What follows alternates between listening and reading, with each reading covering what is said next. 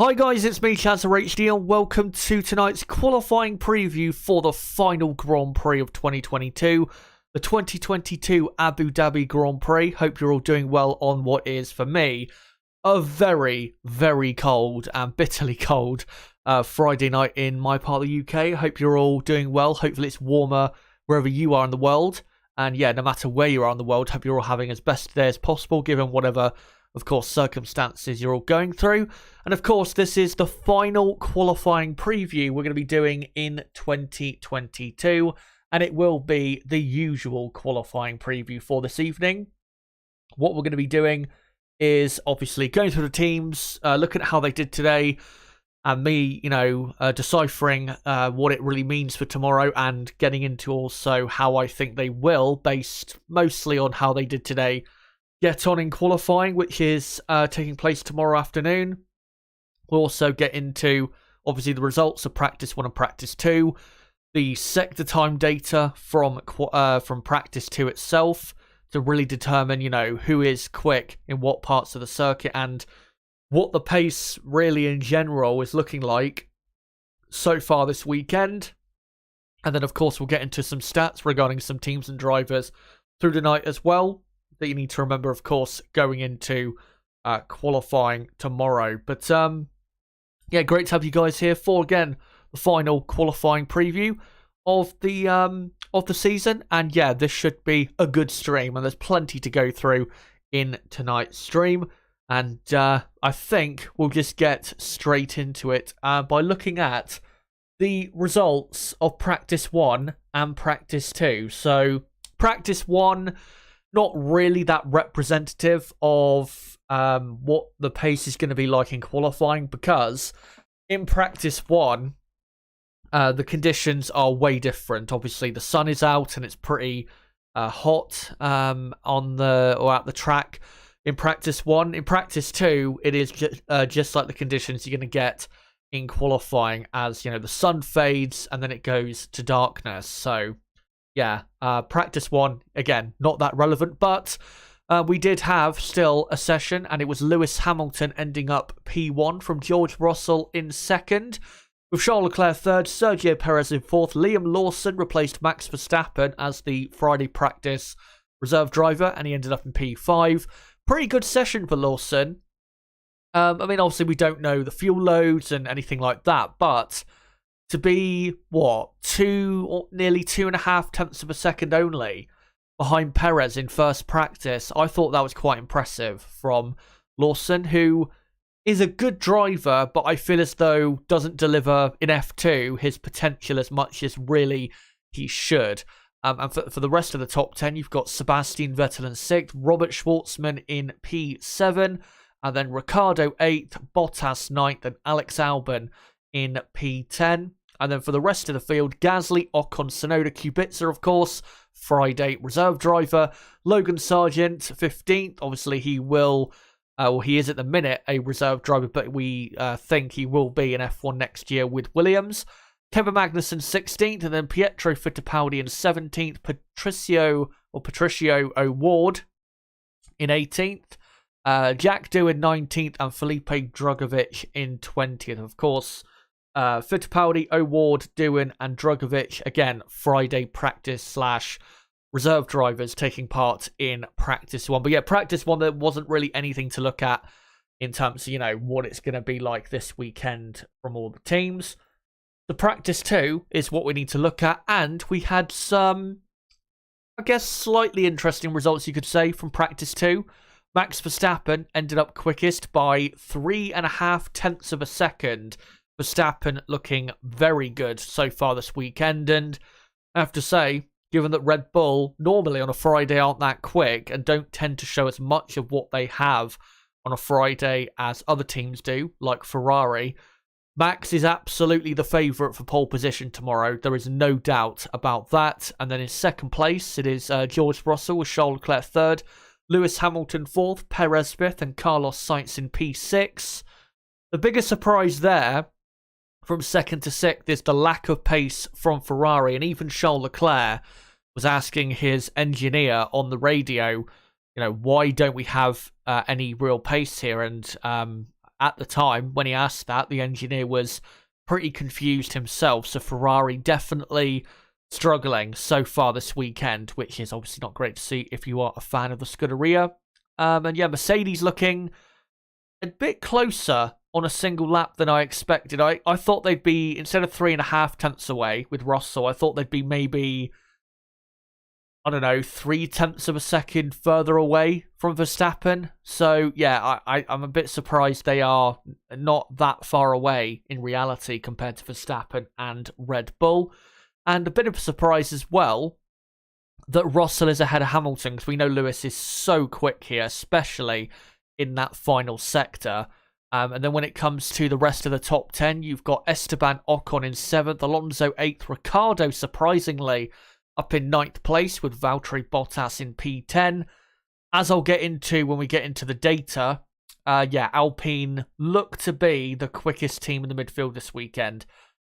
Might still not end up with, the highest placed car out of the midfield, but I think they've definitely got the best car this weekend for the circuit. And then, Alfa Romeo looking as expected, around 10th, or maybe in reality, in qualifying tomorrow, they'll be just outside that top 10, but they're looking pretty decent. McLaren, I'd say still looking good, but obviously we need to see what Lando Norris can do in qualifying tomorrow.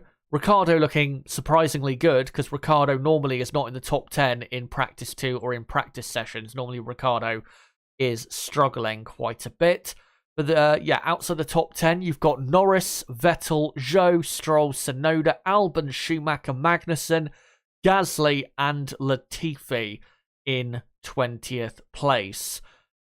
So, looking at what representative running we've had so far, it does look as though Red Bull over a single lap look to be quickest, and then maybe Mercedes 2nd, Ferrari 3rd, Alpine 4th, McLaren 5th, Alfa Romeo maybe 6th, with then Aston Martin 7th, AlphaTauri 8th, Williams 9th, Haas 10th maybe, you could say. When we get into the sector time data, it's a bit more complicated than just, that being the order. But that's looking at these results, you do kind of get a decent picture of what is going on so far, which I guess is good to see from a certain point of view of knowing, what the pace, or not what the pace is looking like, but what the pecking order is probably looking like going into qualifying. But from another point of view, we would prefer it to be a bit, or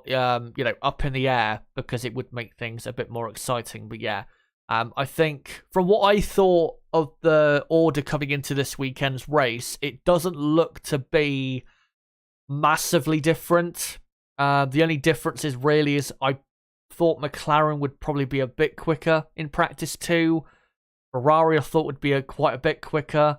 And maybe AlphaTauri I thought would be a bit quicker than they ended up. But it's not really looking massively different from what I expected after 2 practice sessions. But let's now go away from the results and now get into the teams. And of course, we will start with Red Bull Racing, who had a good day today. Obviously, like I said, Liam Lawson took over Max Verstappen's car in practice 1, ended up 5th with Perez in 4th.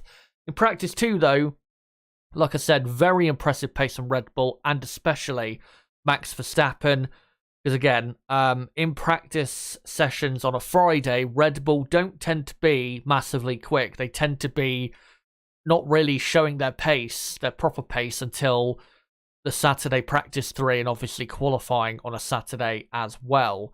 So to be, quite clearly much quicker than the next quickest car of Russell in 2nd in the Mercedes is very, very impressive. And I think from what I've seen today, Max Verstappen is the clear favourite for pole position tomorrow.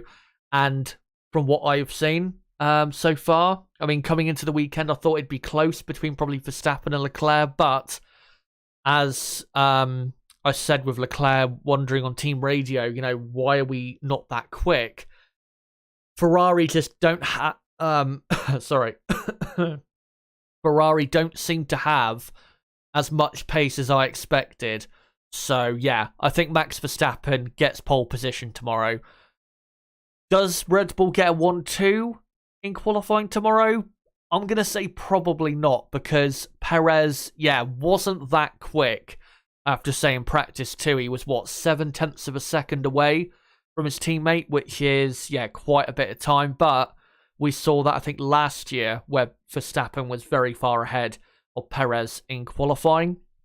And Perez has had some good races here, but normally in qualifying, he doesn't tend to be amazingly quick. Not just around, obviously, this track, but also in general. Perez doesn't tend to be an amazingly quick driver over a single lap. So, I think it's realistically for Red Bull at best looking like maybe a first and third or a first and fourth for them.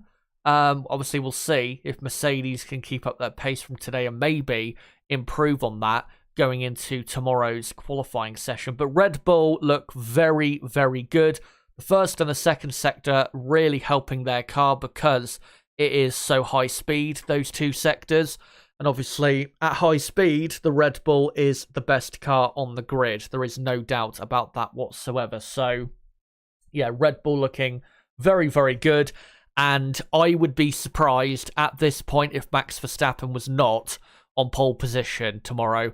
Remember, of course, he's had pole position at the last two Abu Dhabi Grand Prix. So he clearly has good pace here anyway as a driver, no matter what the car is like compared to the others. And to be honest, qualifying last season at this race, I think Mercedes probably had a better car than Red Bull at last year's Grand Prix, a faster car. But Verstappen, the lap he produced in qualifying to get on pole was an incredible lap. Of course, the way the championship was decided the following day was farcical, but in qualifying, it was, an amazing lap from Verstappen to get onto pole position. So, I just don't see how anyone can stop Red Bull and Verstappen getting pole position. And maybe if he does get pole by quite a margin, and it does prove to be the case that Red Bull are just, I'm trying to think of the right way to say this, insanely quick, I guess you could say, around this track, then it's going to be very hard to stop Max Verstappen this weekend. And of course, my prediction coming into this Grand Prix weekend was that Verstappen was going to win the race. So, if you're a Max Verstappen and Red Bull fan, it's looking very, very good. For Sergio Perez, like I said, I think he'll struggle to get on the front row, but a third place would be a pretty good result. And, as long as he outqualifies Charles Leclerc, of course, that would be brilliant for his fight to finish second in the Drivers' Championship. And the best thing for Red Bull, obviously, coming into this weekend, after what happened last weekend in Brazil, is for Perez to finish in second in the championship, but not need the help whatsoever of Max Verstappen. Because, obviously, last weekend, things got very heated between the two drivers and within the team in general. But things are looking very good for Red Bull, and they are my favourites for pole position tomorrow. But let's get into some stats quickly regarding Red Bull and Verstappen going into qualifying. So Max Verstappen has taken pole position in the last two Abu Dhabi Grand Prix.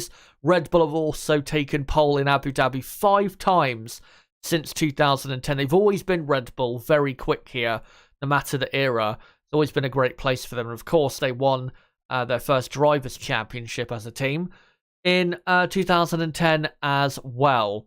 And then the final stat there that I'll just scroll up so you guys can see it. Red Bull have started on pole only 7 times in 2022, which really does show you how great they've been in the races. Only 7 times out of 21 races so far they've started on pole, yet they've won 16 Grand Prix. So, brilliant record there from Red Bull.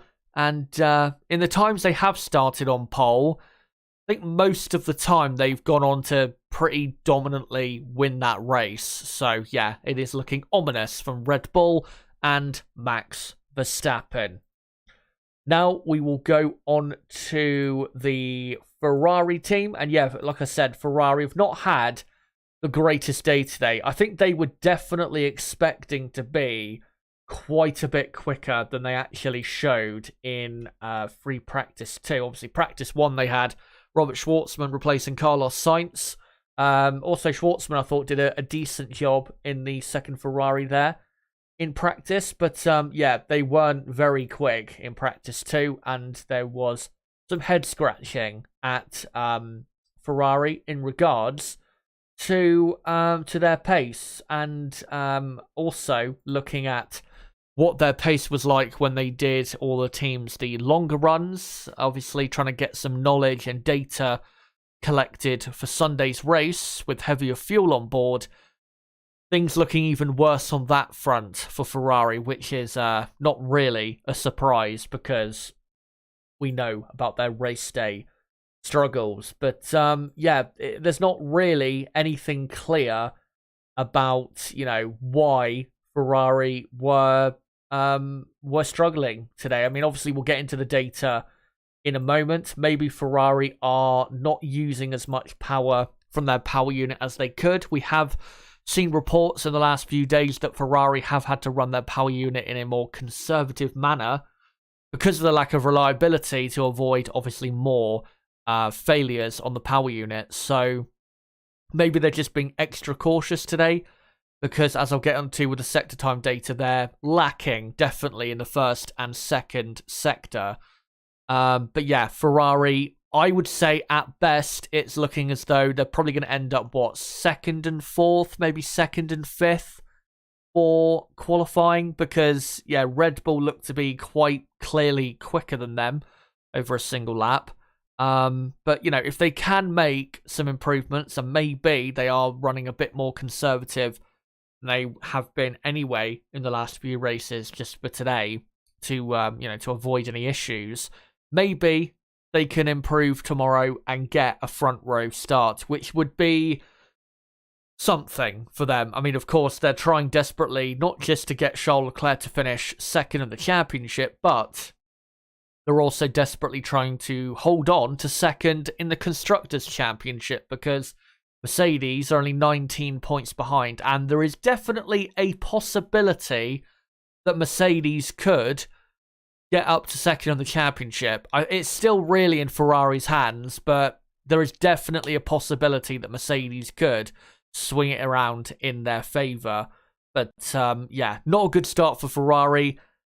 I still think, though, we need to wait and see with them, because I still think we could see an improvement tomorrow, because like I said, with those reports coming out that they've not been running their power unit as aggressively as they were, you know, at the first half of the season, start of the season, whatever you want to call it, that could be a reason, a legitimate reason why today they weren't so quick or as quick as we expected. So we'll see tomorrow how Ferrari's real pace is in Abu Dhabi. But let's get into some stats regarding Leclerc and Ferrari.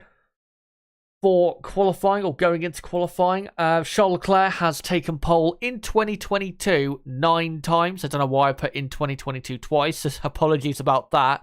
But yeah, he's taken pole position 9 times this season, and he is, I think, the best or most successful driver in qualifying in 2022. So congratulations to Leclerc, at least, that he has that little battle won for himself.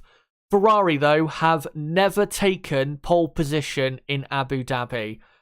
Yeah, it's been a very tricky Grand Prix, this. Obviously, you guys know, if you watched my preview yesterday. If you haven't, by the way, make sure to go and check it out. That Ferrari have also never won the Abu Dhabi Grand Prix. So this has been a very tough Grand Prix for Ferrari in the past. I think the best qualifying result, if I can remember, I think is third from 2017 and 18, and I think third in 2015 as well. I don't think they've even had a front row start here at this Grand Prix either. So yeah, it's never been a good place for Ferrari, despite the Ferrari World what do you call it, roller coaster and all that they have, which is, again, even more embarrassing for the Ferrari team. But Ferrari have been the most successful team in qualifying in 2022. Leclerc's taken pole 9 times in 2022, and Carlos Sainz has started on pole a further 3 times. So 12 out of the 21 races so far, Ferrari have started on pole position, which really does illustrate how poor they've been this year, because only 4 wins in 2022 after, 12 starts on pole position. That is nowhere near good enough. You need to be really, if you're starting on pole 12 times in an F1 season, you need to be winning 8 of those races at least if you're going to actually be a championship contender. But of course, Ferrari wilted incredibly quickly under the heat of a possible title fight later in the season, which is a shame. But if you're a Ferrari fan, don't be too panicked yet, because I think there might be some improvement tomorrow. I don't think it's, the end of the world if you are a Ferrari fan. But now we'll go on to Mercedes. Obviously, things looking a lot better for them. And second and fourth, in practice too. Did not expect that at all. I thought they would be, rather than 3.5 tenths off the quickest person in practice too, I thought they'd be probably at the very best half a second off. I didn't think they would be just that little bit closer. So looking good for Mercedes. And of course, right now, they have a very fast car. Still, I think, lacking when it comes to raw pace over a single lap. But I'm sure if they can get a good grid position for tomorrow, that they'll absolutely be contenders on race day to try and win the final Grand Prix of the season. And as I said earlier as well, surprising that George Russell was ahead of Lewis Hamilton by, a couple tenths of a second, I think it was, ahead of Lewis Hamilton. So be interesting to see if Russell can keep that up in qualifying tomorrow. But very impressive if he was able to do that, because Lewis has very rarely been out-qualified by a teammate in Abu Dhabi. I think only 3 times, if I remember correctly. Is it 3 times? Maybe 4 out of the, 12 races, which, isn't really... I mean, maybe you could say that's a bit more common than I was saying. But, if you look at Lewis's pace around here, it's not that common that teammates are able to really compete with Lewis Hamilton. But, looking good for Mercedes. The only issue, I think, is, if Ferrari do improve their pace by a couple tenths of a second tomorrow in comparison to them and also Red Bull, then they'll be back really to where they've been most of this season when it comes to qualifying, as, the third quickest team and a team that just can't simply compete really for the top 3 on the grid. I'm hoping, though, they can get at least one car into the top 3 positions, because if they can, it would make the race very exciting, because we would get a fight for victory between whoever's on pole, most likely Verstappen, and one of the Mercedes, maybe both of the Mercedes, depending on where the other one is. So, I do hope Mercedes can get a good qualifying result tomorrow to make the final race of the season on Sunday an exciting one, and maybe, you never know, the most exciting Abu Dhabi Grand Prix we've ever had. But I think things, looking good on the Mercedes front. So if you're a Mercedes fan, be excited. Don't get too excited, because again, if Ferrari do improve tomorrow, it could be just back to how it's been really all season for them. But Mercedes are definitely looking good here, and looking even better from the race pace data I've seen so far from practice too as well. So looking good on the Silver Arrow front. In qualifying, though, what do I think will happen? I think, even though I've said there is a chance I think Ferrari could improve tomorrow, I don't actually think they will, because I think the lack of pace they've had today is probably just because they do have a general, at the minute, at this point of the season, obviously the end of the season, a real lack of pace compared to where they were 2 months ago, 4 months ago, and obviously 6 months ago. So I think the pace Ferrari, or lack of pace they've shown so far, is indicative of where they are at the moment. So what I think we will see is Max Verstappen on pole position with, I think, either Lewis Hamilton or George Russell in second. I'm going to go with Lewis Hamilton in second place, and then I'm going to go Charles Leclerc in third, Perez fourth, Russell fifth, and Carlos Sainz in sixth. That's what I'm going to go for the top 6 on the grid. Let me know in the chat, guys, in the comments section down below. Do you agree or disagree with what I have said there for the top 6? I will start getting a poll going in the live chat as well, asking you guys after practice today, who do you think will be on pole position for the final race here in Abu Dhabi this weekend? But yeah, for me, Verstappen, Hamilton, Leclerc, Perez, Russell, Sainz. That's my top 6 for the grid this weekend. So again, let me know what you guys think in the chat.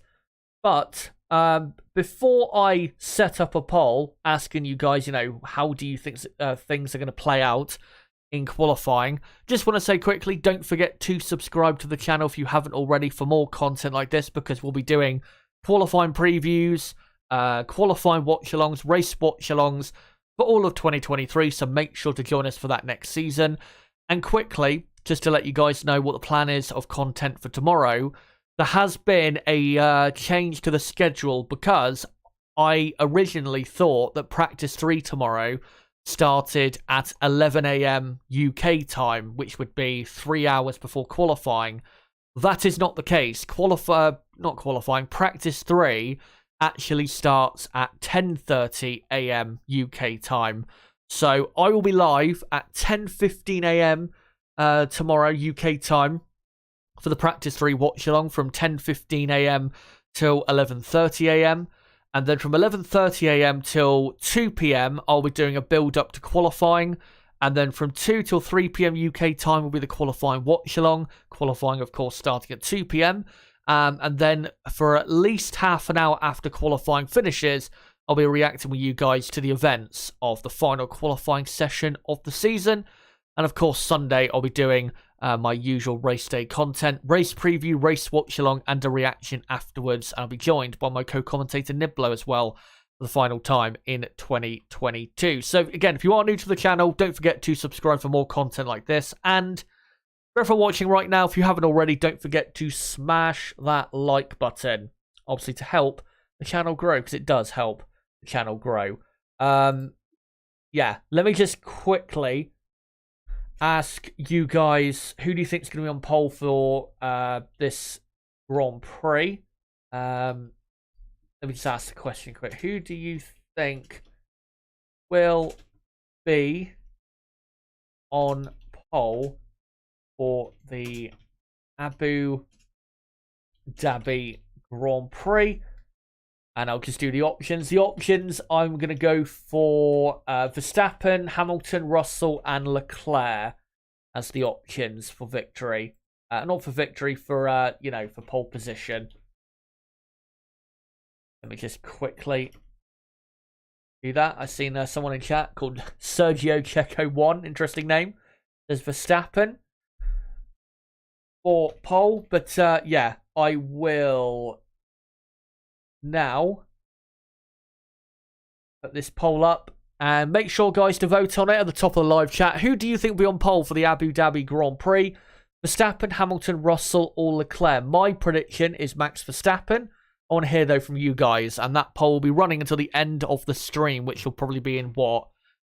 Probably over an hour from now, because we've still got plenty to get through. So make sure to go and vote on that in the chat. But what we're now going to get into, before we go on to any comments in the chat and the midfield teams and how they're looking and how I think they'll do in qualifying tomorrow, let's get on to the sector time data from practice 2. By the way, quickly, credit to Lights Out F1 blog on Twitter, at Lights Out F1 blog. It is on Twitter. Make sure to go follow them on Twitter and make sure to check them out on their website, lightsoutblog.com. Very good website and a great member of the F1 community. So make sure to go check them out, please, because, yeah, they are a great member of this community. But, yeah, they put up on Twitter this display of the team-by-team rankings in all of the sectors from practice 2. And it gives a good indication as to what the pace is looking like so far in this qualifying, or going into qualifying tomorrow from the good single lap pace we saw in second practice. So in regards to the top teams in Sector 1, surprisingly, well, actually not surprisingly, I don't know why I'm saying that, Mercedes are quickest into the first sector. The reason that's not surprising is because in the first sector, the corners are pretty quick. So, and we know in the fast corners, Mercedes are very good in those particular corners. Red Bull, not too far behind Ferrari, though, a tenth and a half slower in their 17.5-second first sector. Either, again, they're not running with as much power today because of their reliability issues, or they just don't have the grip at high speed. To be honest, in high-speed corners this season, they've not been particularly great anyway. But that is a bit surprising to see them that slow in such a short first sector. Sector 2, no surprise, Red Bull nearly or pretty much a quarter of a second quicker than both Mercedes and Ferrari, who are level in Sector 2. And that's the reason I mentioned with Ferrari, maybe they are running with less power today, because in Sector 2, which is the hairpin, where obviously Max overtook Lewis last year for the championship. Then you have very, very long straight with DRS, and then a slow chicane, and then another long straight with DRS going into that much faster left-hander of, turn 9, I think it is. Ferrari should be quicker than Mercedes in a sector like that. So maybe Ferrari are running with a bit less power, who knows? But yeah, I'm surprised they were lacking the pace there, were Ferrari. And then the final sector, a bit faster than I remembered coming into this weekend, because I thought in that final sector Ferrari would be probably the best team. But it's a bit faster in that final sector, and that does help the Red Bull team quite a bit, and that's why they are the quickest team in the final sector. Ferrari, not too far behind, but still a, significant enough gap between them and Red Bull. And Mercedes not too far behind Ferrari. So, yeah, Red Bull, clearly the quickest team over a single lap. There's no doubt about that. And again, when it comes to Mercedes versus Ferrari, the only thing that could change around that fight, because it is in Mercedes' favour at the minute, you can see with the ideal lap on the far right-hand side, Red Bull 0.3 quicker than Mercedes, and Mercedes about just over a tenth quicker than Ferrari. The only thing that can swing it Ferrari's way is if they have a bit more power, in their arsenal to show on or in Saturday qualifying. If they don't, then I think Mercedes will be better than them in qualifying, which would be very surprising, because we've had very, very few sessions this season where Mercedes have been better than Ferrari in qualifying. Hungary, obviously Russell got pole there for Mercedes. Mexico, obviously they outqualified Ferrari by a mile and outraced them by a mile.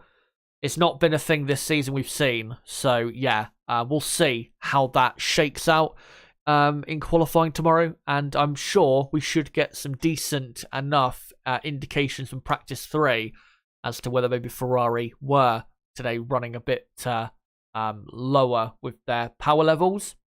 And then when it comes to the midfield, with Alpine, I think they're pretty clearly the quickest midfield team. First sector, they are third quickest out of all the teams. And then the middle sector, the only team quicker than them in the middle sector out of the midfield is Williams, which is not a surprise because the Williams car in a straight line is just a bullet. And Alpine, exactly a tenth of a second quicker than McLaren, their main rivals in the championship. And then the final sector, McLaren responding well to Alpine, and it's not really a surprise that McLaren are faster in that final sector because the corners are a bit slower in the final sector, which definitely helps McLaren more than Alpine. But yeah, overall for all the sectors, Alpine are definitely the quickest midfield team, and you can see with the ideal lap, about 0.2 of a second they are quicker than McLaren. And McLaren, closer to the teams behind them than Alpine in front of them. So, yeah, there'll be some work, or there is some work to do for McLaren going into qualifying. Obviously, Lando Norris was not the quickest McLaren in practice 2, so maybe when he gets properly on the pace we know he can produce, McLaren will maybe be quite a bit quicker. We'll see in qualifying tomorrow. But, yeah, Alpine looking very good. Also, Alfa Romeo looking good in the final sector. Very good in the final sector. The first 2 sectors, they're struggling quite a bit, Alfa Romeo. And I think the reason that is because their car is a lot more aerocentric. Obviously, they've got the Ferrari power unit, which is powerful. It's, we think, the most powerful on the grid. But Alfa Romeo's car, kind of like the Ferrari car, it's more so focused on the aero rather than, you know, trying to, I guess, bring out as much straight line speed as possible from the design that they have. It's a bit more of a draggy car, I guess you could say, than, say, the Haas F1 car. Saying that, the Haas F1 car, very slow in all of the sectors, to be honest.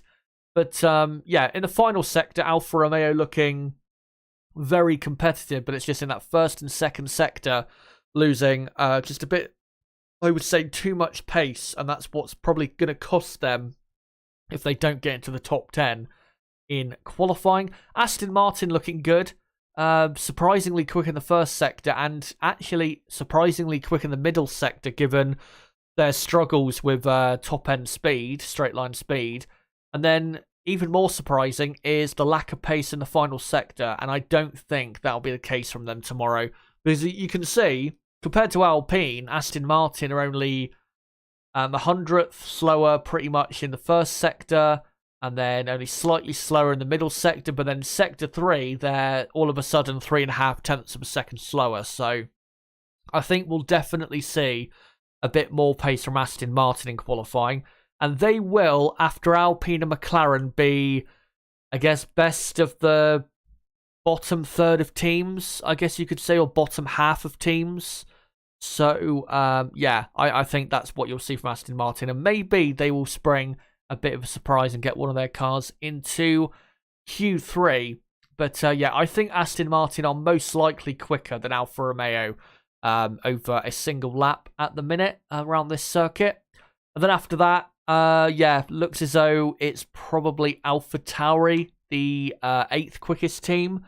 And then, I mean, Haas end up with the ideal lap quicker than Williams by 0.02 of a second, but by the looks of it, it looks as though Williams have probably got the slightly better car here. So, yeah, Haas F1 looking very slow in Yas Marina. But I would say, coming away from practice so far, pecking order to me is Red Bull, Mercedes, Ferrari, Alpine, McLaren, Aston Martin, Alfa Romeo, AlphaTauri, Williams, Haas. That's what I would say the top 10, obviously the 10 teams is in terms of what the order is going into qualifying. The only things that could change around, I think, are Ferrari maybe getting ahead of Mercedes, McLaren at least getting a bit closer to Alpine, and Alfa Romeo maybe sneaking ahead of Aston Martin. But yeah, for the rest of the teams, I think they're going to end up, in terms of where they are in the pecking order, I think they're going to end up where they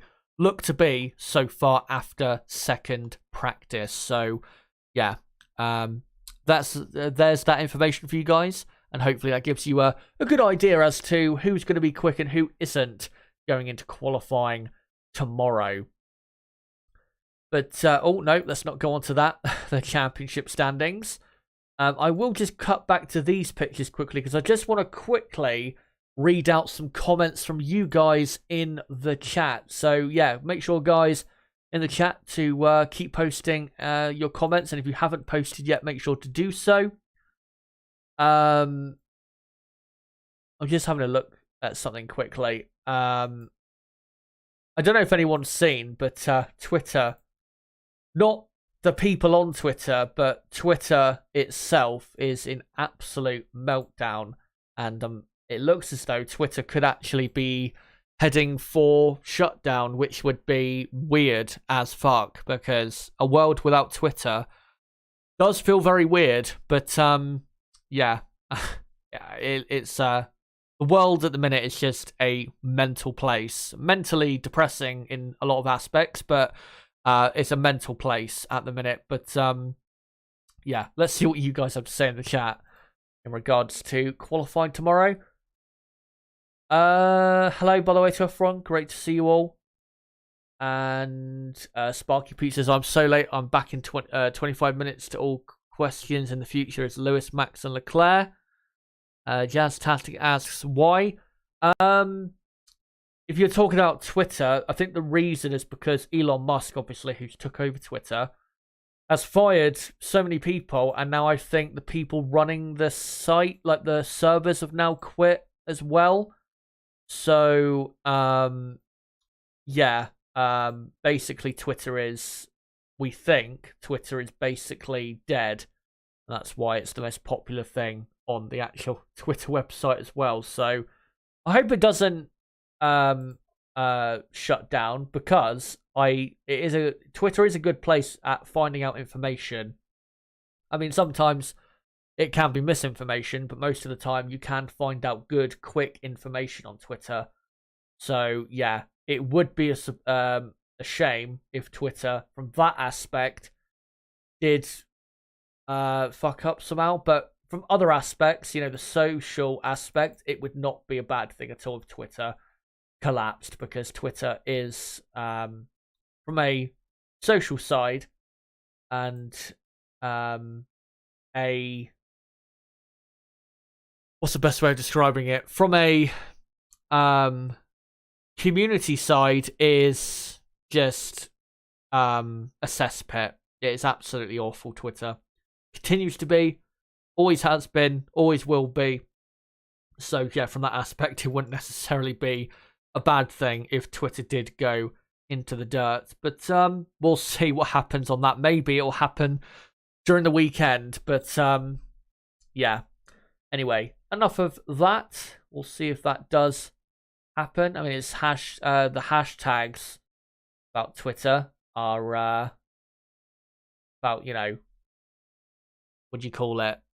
About it shutting down are going off. I've just seen someone, quite a popular Twitter account that reports news, has said that Twitter could break as soon as tonight. According to an inside source, the internal version of the Twitter app used by employees is already slowing down. And yeah, because so many staff have either been fired or have quit, if Twitter did break, then it wouldn't be able to be fixed because there isn't the staff there to fix it. So that's the point. So yeah, Twitter is basically fucked. Anyway, let's go on with the rest of the teams, and we'll start, of course, with the McLaren team. And yeah, bit of an interesting day for McLaren. Obviously, Lando Norris here on the pit wall. That was him during practice one, because Pato O'Ward was in his car and did quite a lot of laps for McLaren. Good to see him in the McLaren car. Did have a gearbox issue though. Thankfully, it was all okay when it came to what do you call it? Practice 2, obviously for the McLaren car. And yeah, practice 2, the pace looked pretty good for McLaren. I mean, not anything amazing. Alpine looked to be very, very good with both drivers. The difficulty is, because Daniel Ricciardo's in the top 10 in practice 2, in 9th place, you would think, oh, well, McLaren must be very quick this weekend, because Ricciardo, 99% of the time this season, has been very slow. But there is the occasional race in this partnership between Ricciardo and Norris where Ricciardo will be quicker. We have seen it in the last couple years. Maybe this weekend is another one of those weekends. And of course, this could be Daniel Ricciardo's final race in Formula One. We believe he's going to be a Red Bull reserve driver and Red Bull brand ambassador for next season, which will be a good thing for him to keep his name in the hat, maybe for a seat in 2024. But yeah, maybe, because it very well could, and Ricciardo's even admitted that, this very well could be his final hurrah. Maybe Ricciardo will put in something extra special that he should have done, of course, earlier in his McLaren career and grab a few points and end up beating his teammate Lando Norris in his final race for McLaren. So yeah, it's difficult to say with McLaren for this weekend. They're definitely one of the top 5 quickest teams. There is no doubt about that. It's just with Norris, maybe because he lacked that practice 1 session, obviously, because Pato O'Ward was in his car, the reserve driver for McLaren, one of the many reserve drivers for McLaren. Maybe, once he gets into practice 3 and qualifying, he'll have developed a lot more confidence, and maybe he'll be absolutely fine for for qualifying tomorrow and the race on Sunday as well. But it's difficult to say at the moment. But I would say if you're a McLaren fan, things are looking pace-wise absolutely fine. Definitely, like I said, one of the top 5 quickest teams this weekend. And probably a bit more to come in qualifying. And we know, obviously, with McLaren that in qualifying, they do tend to be at their absolute peak compared to what they do on a Sunday. Because, obviously, last weekend, Lando Norris on the Friday qualifying was 4th. Saturday sprint race, he finished in 7th. And then, obviously, in the race on the Sunday, double DNF and McLaren were quite a bit slower. So, yeah, if you're going to expect a really great result or performance from McLaren, it's going to be tomorrow where it's going to be most likely happening for them. But still looking good for them. Obviously, they're 19 points behind Alpine in the Constructors' Championship, and Alpine are going to finish in 4th. There's nothing really McLaren can do about it, I don't think. So, yeah, McLaren not really in a position to fight anymore for 4th place. But, yeah, pace is looking good, and they should have a decent end to what should have been a much better season from McLaren. But let's get into, for the first time in a while, some stats regarding Norris and McLaren going into qualifying tomorrow. So Lando Norris, watch out for him in qualifying because he has qualified inside the top 6 of every Abu Dhabi Grand Prix he has raced in. 2019, he did actually qualify 7th, but he started in 6th because of Valtteri Bottas' penalty. So maybe technically that's not correct, but he still started in the top 6. 2020, he started up in 4th and he finished in 5th, I think, that day.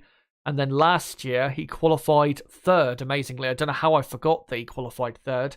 I think it's because, remembering back to last year's race, all I remember is Verstappen and Hamilton. But yeah, he's been very quick here, has Lando, since he joined Formula 1. And also McLaren, just for statistics' sake, they were the last team outside of Red Bull and Mercedes to take pole in Abu Dhabi all the way back 10 years ago in 2012 with Lewis Hamilton. Of course, Hamilton was leading the race comfortably, or relatively comfortably, and then his car conked out and lost out on what was going to be probably a race win for Lewis Hamilton that day. But yeah, McLaren, they should be fine and have at least one car in the top 10 in qualifying tomorrow. And now we will move on to their, I guess, still technically championship rivals, Alpine, who, yeah, 19 points clear of McLaren. It's pretty much over, this little fight in the Constructors' Championship. I don't think McLaren can get after them anymore. And looking at the pace so far this weekend, looks as though Alpine are going to end the season in style, with both cars most likely getting into the top 10 in Q3, and both cars scoring points as well. And that would be a fitting end for Alpine, because they have had the best car out of the midfield this season. There is no doubt about that whatsoever. And despite a couple of little incidents this season, Alonso and Ocon have been a brilliant partnership for Alpine. And that is one thing Alpine will miss, I think, next season, because Gasly replacing Alonso, who's going to obviously Aston Martin to replace the retiring Sebastian Vettel. Even though Gasly's a good driver, he isn't Fernando Alonso. And Alonso's consistency, matched with Ocon's consistency as well, is a big loss for the Alpine team, and that's that consistency that both drivers have had, along with the good car they've had, has been a big reason why Alpine have finished pretty much finishing 4th in the championship. So but for this weekend, both drivers should be fine. Alonso, I think, will probably be behind Ocon in qualifying tomorrow. The reason I say that is because Fernando hasn't really been that quick here in the past. He has been out-qualified by his teammates here in the past, actually. Jenson Button, I think, in 2015 out-qualified him here. Felipe Massa out-qualified him for Ferrari in 2013, I think it was. So, and you look at his other qualifying results, they've not been that great, really, from the past. So, yeah, this is not a great track for Fernando. He's, done plenty of laps around here, of course, but it's never been really a great track for him. And Alonso has only been on the podium here, I think, twice in his entire career since he started racing here in 2009. Mostly, of course, that's not down to him, but you get my point that Alonso has never been massively quick here. Esteban, though, has been decently quick here. He out-qualified Alonso at last year's Abu Dhabi Grand Prix and has finished in the points here, I think, a couple times as well. I think last year, 2020 as well, I think 2018, or 2018, maybe 2017 actually it might have been. I'm not sure about 2018, but Ocon has shown some good form here. So I expect Ocon to be probably best of the rest in terms of the midfield fight, the Formula 1.5 fight, I guess you could call it. And yeah, that should be an interesting battle between Ocon and Alonso, teammates for the final time, most likely in their F1 careers. But Alpine, they are the team to beat in the midfield. The only person I think that could stop them is probably Lando Norris in the McLaren if he shows a lot more pace in qualifying tomorrow. But now we'll go on to Alfa Romeo quickly. Their pace in the first and middle sector, not really that good and not really good enough if they're going to be seriously contending to get into Q3 tomorrow. But in the final sector, car looks very good. Very hooked up, looks smooth, doesn't look as though it's really getting away from the drivers. And thankfully for Alfa Romeo, they have a driver in Valtteri Bottas, who is very quick around this circuit. He got pole position here and won in 2017 in a fair fight against his teammate Lewis Hamilton. For Mercedes, except probably for last year's race, where I think he was racing with a very old power unit, he's always been very fast here as Valtteri, so that's going to help them a lot. And Valtteri is definitely one of the dark horses to get into Q3 out of the lower placed midfield teams, but I just think they might be lacking a bit too much in the first and middle sector, and a bit too much straight line speed might be lacking for them to end up in Q3. But Bottas is the one to look out for. Zhou Guanyu, also look out for him because he thankfully is now coming to a circuit that he has raced at before. Because the last Grand Prix we went to on the calendar that he has raced at was, I think, the Italian Grand Prix at Monza. And of course, that Grand Prix, he finished in the points. So we should see a better performance from Zhou this weekend. But Bottas is the one to look out for Alfa Romeo. And they will be probably on the cusp of the top 10, I think, will Alfa Romeo with Valtteri Bottas.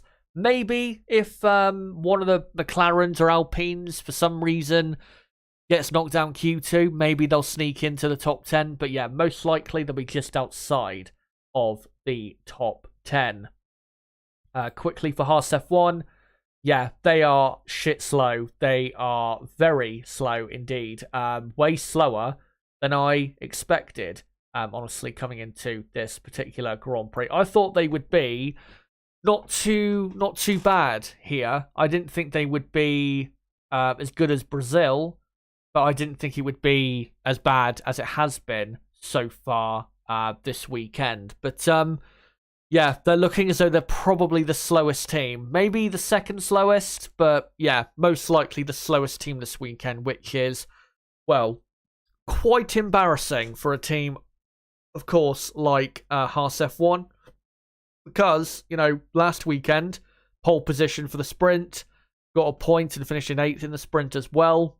And then, the week after, they're right down the order. Practice 2, they were 17th and 18th, I think they were, which is, very, very embarrassing from Haas F1. Now, for AlphaTauri, I've just noticed that I've, I don't know how, but I've forgot to put them in my OBS for some reason. So, let me just see if I can find a picture quickly, because I swear to God I saved a picture of AlphaTauri from qualifying today. Or from practice 2, sorry, today. Let me just see if I can find one. Is this one? Yeah, this is it. I must have just forgot to add it. So sorry about that, guys. Let me just quickly adjust it so you guys can see it better. A similar-ish picture to the Haas. So there you go. And we'll now go on to the AlphaTauri team. Also, not much to say about AlphaTauri because they weren't very quick either. I didn't think they would be massively quick here, but I thought they'd be probably a bit closer to the top 10 on pace than they showed. 15th and 19th they were in practice 2. They've got to do a lot better than that. Remember, they are still fighting with Haas F1 for 8th in the championship, so that is still a very important fight going on. I mean, Haas, I would say, need the money more, but it is also important for AlphaTauri to end the season a bit better than it is appearing at the moment, as they are currently AlphaTauri second last in the championship. AlphaTauri / Toro Rosso have not finished that low in the championship, I think, since, 2009 maybe? 2008? It's been... not 2008, but it's probably 2009 since they finished that low in the championship. So, it'd be a very poor result for them if that's where they were to finish for the Formula 1 season. So, they've got to show a lot more, have AlphaTauri, really, in all of the sectors. There's not really a particular sector, I think, where AlphaTauri are struggling.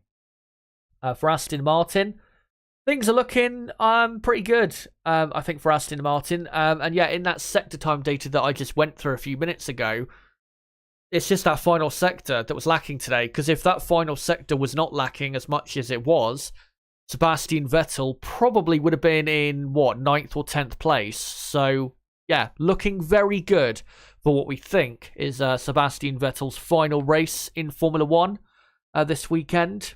And he's definitely looking quite a bit quicker than Lance Stroll, which is good to see.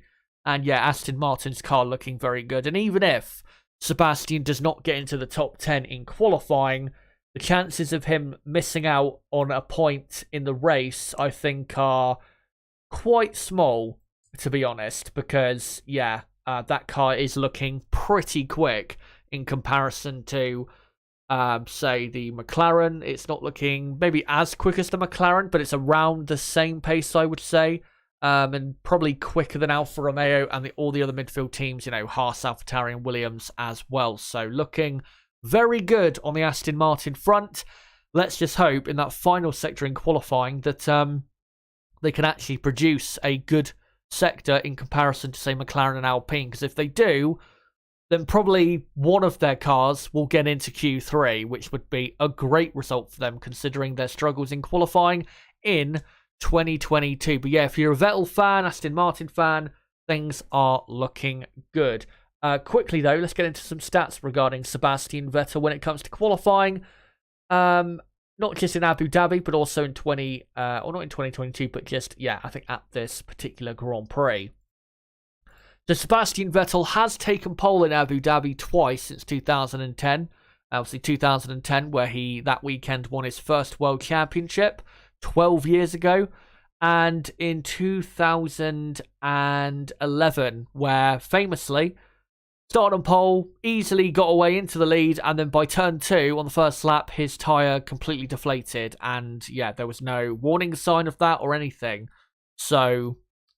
it was one of the most bizarre moments I think we've seen in F1 history there with Sebastian Vettel 11 years ago. But he's always been quick here. I don't think this is actually, even though he obviously won that race in 2010, he won here in 2009 and 2013 as well.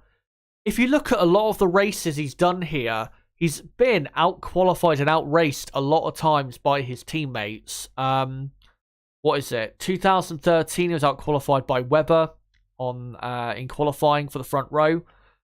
Vettel obviously won the race, but still, Webber was quicker. I think 2014, he was out-qualified and out-raced by Ricciardo.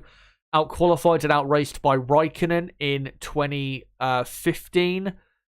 2019 and 2020 out-qualified, I think, and out-raced by Leclerc. And last year was out-qualified by Stroll. So when you look at this Grand Prix, I think people think this is normally a great Grand Prix and track for Seb, but it's not actually as good as people think it is. I mean, he's always been competitive here, no doubt about it, but yeah, it's not actually one of his best tracks. But watch out for him tomorrow, because he's definitely got some good pace so far this weekend, and Aston Martin looks to be pretty quick as well. But Vettel has been knocked out in Q2 in the last 2 Abu Dhabi Grand Prix, so he doesn't want to make it 3 in a row knockouts in Q2, or even worse, being knocked out in Q1, which we've seen a few times for Seb in 2022. And finally, for the Williams team, yeah, the pace looks as expected, really. Alex Albon, he's on pace probably to get into Q2 tomorrow, but probably not get any further than that. One thing that is helping Williams a lot is, again, the first and second sector is so high speed, and we know the Williams car is so quick in a straight line. That is really helping their performance this weekend in comparison to a team like Haas, and even in comparison to AlphaTauri as well. So, yeah, Albon, I would say, is a possible surprise package for qualifying tomorrow, because if Williams if they look to be actually a bit closer to teams like Alfa Romeo and Aston Martin, and maybe even McLaren in qualifying than we expect them to be, then he could either, finish quite high up in Q2, or even maybe sneak into the top 10 and get into Q3. So, yeah, look out for Alex Albon. He's also been very good here in the past. I think he won here in F2 in 2018, was 6th here for Red Bull in 2019, and 4th here in 2020. So, yeah, it's always been a good track for Albono, and hopefully he has a good final qualifying session after what's been a very good season for Albon, and he's had some great qualifying performances as well in 2022. And I think I'll go back onto, not the Red Bull, go back to the Mercedes pictures instead for you guys. And yeah, let's see what you guys have to say in the live chat. I think what I'm going to do is I'm going to read out your comments in the chat, and then I am going to end the poll, see what you guys have to say in regards to that. And then I think, guys, I'll pretty much come to the end of this stream, because I've gone through everything I wanted to in regards to, previewing qualifying for tomorrow. Hello to all of you, by the way. Good to see you all. Sparky Pete says Ferrari will sandbag to get third for the CFD in aero time. They never expected or cared to be second or third. First, they were trying to push, but that's over with. To be honest, though, even if they finish third, the extra wind tunnel CFD time doesn't make that much of a difference compared to if you finish in second. And as well, we know Ferrari are not that great of a team at developing their car over the course of a season. So, yeah. What do you call it? They, I don't think they'd benefit that much from that. Jans Tastic says, I don't think Verstappen will help Perez. Amanda Broadhead says, Max Suestappen or Sustappen. And let me see if I can see any other comments quick in the chat. And other than the hellos at the start from Ricardo, Kyle, A. Bridges, Sim, and Sid or CID. I can't see any others. But cheers for you guys for coming along for tonight's stream. Let me just end the poll, though, in the chat. The poll that I ran, that I've just now ended. Let's now read out what you guys think will happen. So the question in the poll was, who do you think will be on pole for the Abu Dhabi Grand Prix. 103 votes in total. Max Verstappen won the poll with 48% of the vote. Lewis Hamilton was second with 34% of the vote. We have Leclerc third, 8%, and Russell fourth in with 7%. And Marco Catania asks, how will Latifi do? Hopefully a Q2 appearance on his final, or I guess the last dance for the true GOAT of sports, Nicholas Latifi. Yeah, you guys think Max Verstappen will be the man on pole, and I don't disagree. I think it'll be Verstappen on pole as well. But, guys, thank you very much for joining me for the final qualifying preview of the season. And also thank you for joining me on all of the other qualifying previews I've done this season. I'm trying to think, I think when I started doing these, it was for the Miami Grand Prix on a Saturday, I think, afternoon, I think that was for that particular Grand Prix. And then, of course, I started doing it on Friday nights. And to be honest, I have enjoyed bringing this stream, or this type of stream, to the stream schedule, because I've never done qualifying previews before. I don't think I have. I think I've done practice review streams before, but I've not done a proper look ahead to qualifying that, you know, I've done obviously this year, and I've enjoyed these streams a lot, and I will be still doing these next year, because especially for you guys who are, you know, on a Friday, you know, at work or at school or whatever, especially in Europe, it's good for when I go live on a Friday night, especially for like European or Middle East races. It's good for you guys, you know, you can make it home in time and be able to check out, you know, what's gone on so far, and get a good, you know, preview as to what's going to go or happen in tomorrow's or the day after's qualifying session. So, yeah, I've enjoyed these a lot, and like I said, I will be still doing them next season. There is no doubt about that whatsoever.